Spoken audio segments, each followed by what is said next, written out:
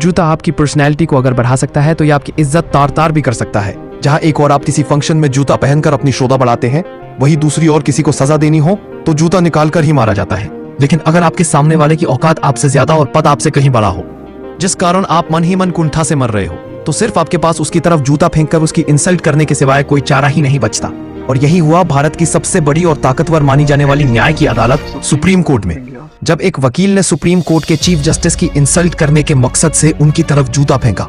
जूता फेंकने का उनका मकसद उनको शारीरिक चोट पहुंचाना नहीं था, बल्कि उनको नीचा दिखाकर मानसिक चोट पहुंचाना था। चाहे आप इस देश की सबसे बड़ी न्याय के मंदिर कहे जाने वाले सुप्रीम कोर्ट के चीफ जस्टिस ही क्यों ना हो, लेकिन हम आपकी इज्जत नहीं करेंगे। शायद यही सोच रही होगी उस व्यक्ति की जूता फेंकते वक्त। ये घटना तब हुई जब सुप्रीम कोर्ट में सुनवाई चल रही थी। 71 वर्षीय वकील राकेश किशोर अचानक उठे और जूता फेंकने का प्रयास किया। उसके बाद राकेश किशोर ने चिल्लाते हुए कहा, मैं सनातन धर्म का अपमान बर्दाश्त नहीं करूंगा। इस भाई से अगर पूछा जाए कि अब तक तो सब बर्दाश्त हो रहा था, अब अचानक इतना गुस्सा क्यों आया?